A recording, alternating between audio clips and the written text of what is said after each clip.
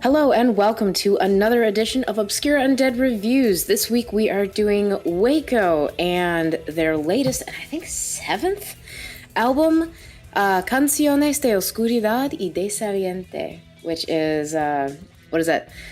Songs of Darkness and... Huh? Desaliento is... Isn't it Songs of Darkness and Despair or Depression or something? Something like that. It's a spooky long title.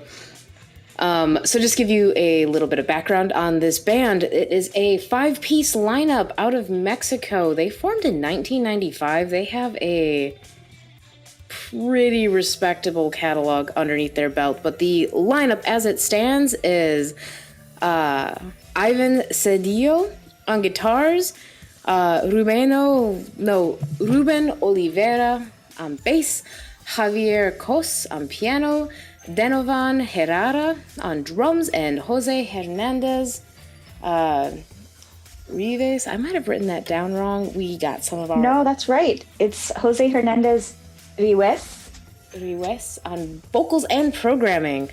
We did this thing on Monday night where we're going to start doing this on Twitch regularly on our Twitch channel, twitch.tv/obscureundead, where we listen to the album in advance of publishing our review on Wednesdays. And Hueco popped in on this one and gave us some information that we did not previously have that we hope to share with you. One of them is the lineup, because there was no information on their Bandcamp about who or their Facebook or their socials, or their website was dead. Anything. There's nothing. Yeah, and what there was like radio interviews in Spanish, and neither of us is proficient enough to have been able to figure that out. All right, so this album, it was, I believe, what was it, Maus? 10 tracks, although I think we might be able to more closely say that it's 15 or so, because there are maybe 14. There are these double track features on the album, which are pretty cool. Yeah, I really like that they have at least 4 tracks that are broken up into double tracks together. So it's like song 1, and then there's a little plus sign, and then song 2. Mm-hmm. And, they could have just put each one as a separate track. I like that they put them together because it felt like variations on a theme. Like one would be very slow or more romantic, and romantic in the like dark sense, not the lovey-dovey Valentine's Day sense. Yeah. And then the theme of a second track attached to it that was like harder. Yeah, and the second track, the tack-on songs, are always they're kind of like the extended version. It's like the same song keeps going, but then morphs, and sometimes there's vocals and sometimes there's not. Mm-hmm. So like this album, you can't really skip any songs. No. And if you're like, you listen to the first minute of a song and most of the time you're like, okay, I know what the rest of this song sounds like. You do not. You can't do that. Yeah, you do not know what the rest of the song It forces you to listen to every minute of every song. And it keeps you engaged. There's a lot going on, and I really like that about this album. I mean, just the amount of instrumentation they had, violin and piano and some different synth styles. They had a lot of. They had like guitar and drum styles that ranged from post-punk to goth into a little bit of like 80s metal, Iron Maiden style, part of the band. They had like these weird synths. Weird vocal effects, especially on that first track, In the Mouth of Darkness, or En la Boca de la Oscuridad. The weird vocal effects were on like the lullaby style chanting was pretty cool. Yeah, there were lullaby themes throughout this album. I heard it on at least 2 or 3 different songs. Absolutely, especially where you found piano. Yeah, where was the piano? That was track 5. Is where they had the epic piano. Epic piano. But track 1 did remind me of like a lullaby nightmare. Oh, like absolutely. The singing in it, like it almost sounded like the children chanting in like a Nightmare on Elm Street thing. Yeah. And, it was, that song was kind of creepy for me. That first track. I thought it was a great way to start the album because that's what hooked me, and I was just like, but then track 2, I was just like, whoa, this is a really like 80s metal guitar intro. And then I'm in for a ride. I better buckle up. And I thought, if the rest of the album sounds like this, and then it would go into like some dark wave places, some like late second wave, early third wave goth places, some Curie places, some post-punk places. It was just so much variety, and this album like sits at the intersection of like a lot of genres in like the genre Venn diagram cloud thing. Yeah, that was really cool. I do enjoy that, and even when we were talking to the band, they did say that Iron Maiden was one of their inspirations for some of the songs. Yeah, they have a song called Madre Rusia, Mother Russia, which they, I guess, had been asked, like, is this like a sister's tribute? And to which they replied, no, it's more of an Iron Maiden tribute if it's a tribute to anything. And we were like, Iron Maiden! Like, that's what we were thinking of. There are plenty of songs where it's guitar-driven, but there might be, like, an epic guitar solo in the middle. I did not like the guitar solo parts. Yeah, I don't remember where there was a guitar solo. There was a guitar solo on at least track 3. There were others elsewhere throughout the album, but I remember the one on track 3 because I was just like... But I love track 3. I love track 3. Track 3 is so nice. It is so nice. It has, to me, it was kind of like a post-punk... it had a very A Forest vibe. Yes. So like that, but then they did drop in that guitar solo. But at the same time, like the way that I feel about bands like Ghost, like it forces you into its rhythm, and then by the end of the song, you're all about it. Yeah. I was not asking for a guitar solo, but it worked out great. You never would have requested it? I Ordered didn't. an option? Yeah, I didn't ask for it, but I'm all about it. Track 3 is the first track where you get that double song thing going on. It is called Cielo Negro and Insomne. And I like, it surprised me at first, that double song thing. And it's the whole track is 6 minutes and 40 seconds long, but it is 2 tracks. Yeah, and that's something that was interesting, is that rather than making the tracks really super long, the double ones, it was just like 2 short tracks put together. As far as the vocals and the chorus, I absolutely love them. The vocals like change up a lot, and the choruses are fun. Like, I was singing along in my broken Spanish that I'm not very good at. Mm-hmm. But Madre Rusia had me singing along. Estaglia as well, which is track 5. Yeah, I honestly don't think that there's a bum track on the whole album, because they all have something, and I think what track is it that starts off really just twinkly and like kind of stays that way throughout? That's Sueños Rotos y Cabaret, which is track 6. Oh, that's the other lullaby song. Yeah, that one's so pretty. That is the one that everybody that was listening to it was like, oh my God, this is so beautiful. Mm-hmm. And I think there was some female vocal in there. But I could be wrong. Yes, there is. I don't remember the name of the woman. They told us. I copied the YouTube link. I don't know where that went. I'm terrible. But yeah, they did have some guest vocals on that one. But we don't want to go track by track on this one, because this video would end up being like 50 minutes long. Oh, okay. Well, then standouts. I really want to talk about El Suspiro del Demonio. Okay. Which I really like, just the weirdness on this track. It was super weird, and I knew that was an Azy track, and I love the passion in his vocals. Like, he was selling it for me, and it sounded very emotional, and this was one that I really wished I knew what the lyrics were.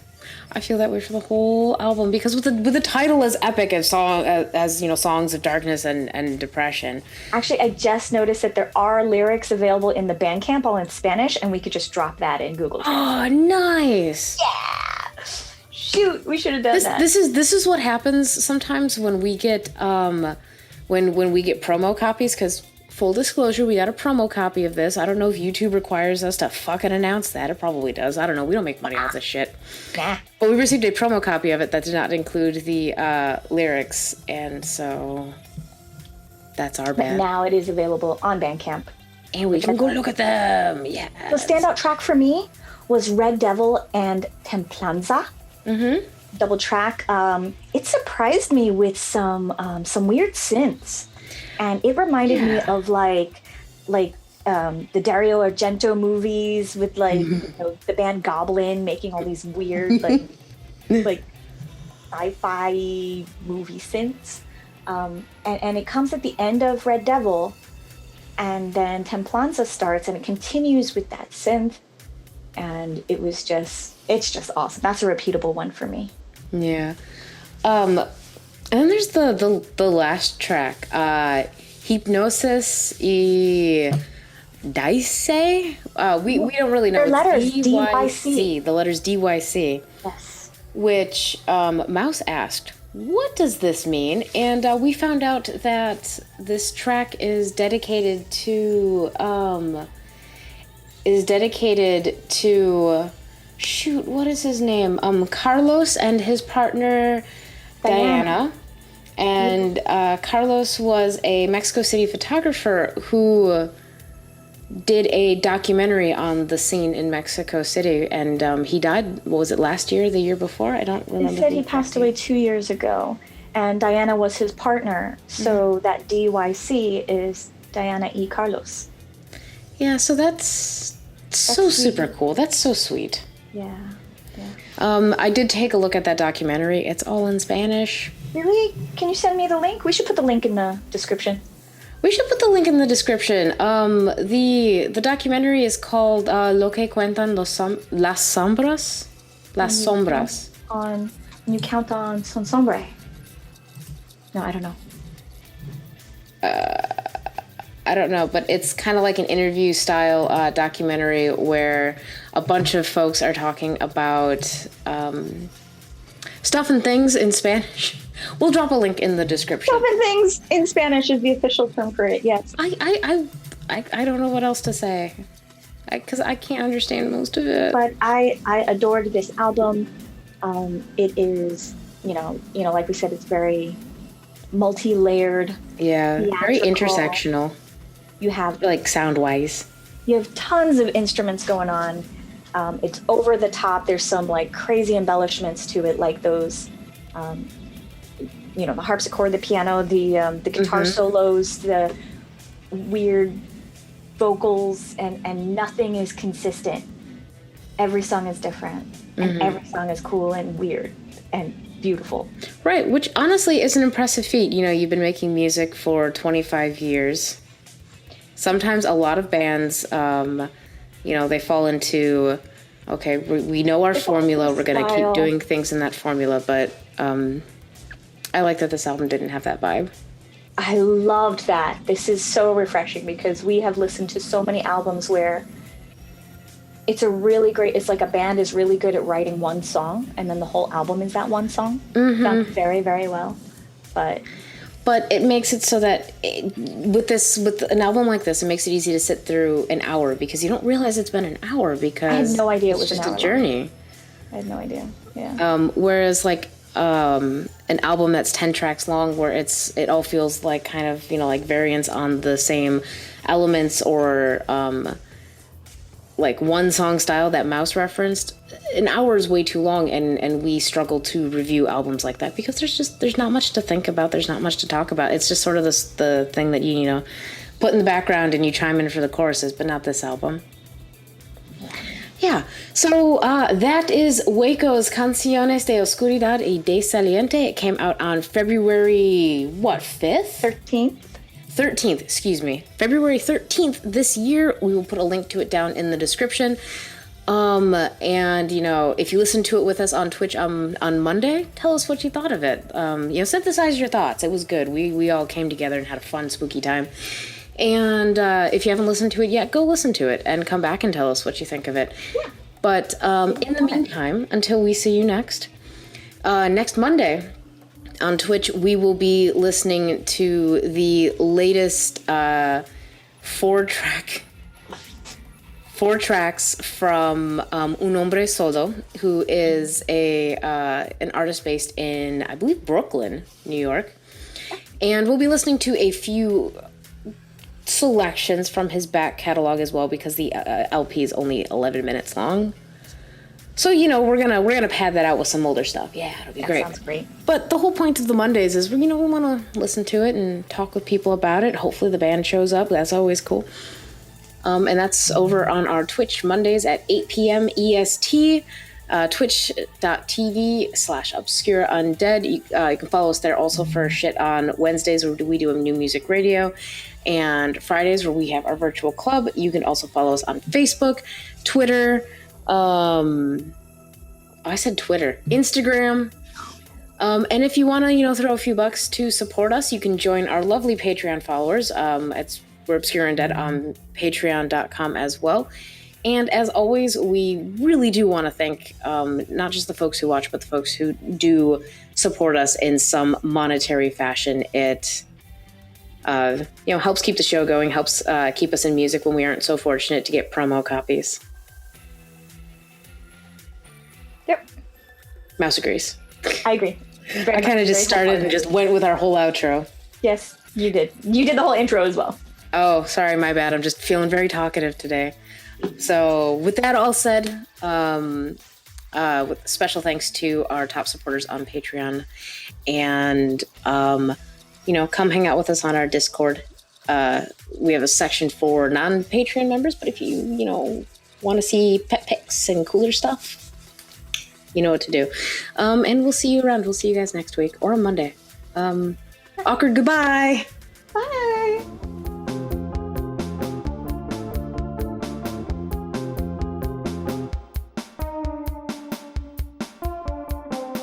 This ignorance of consciousness, despair the self will find.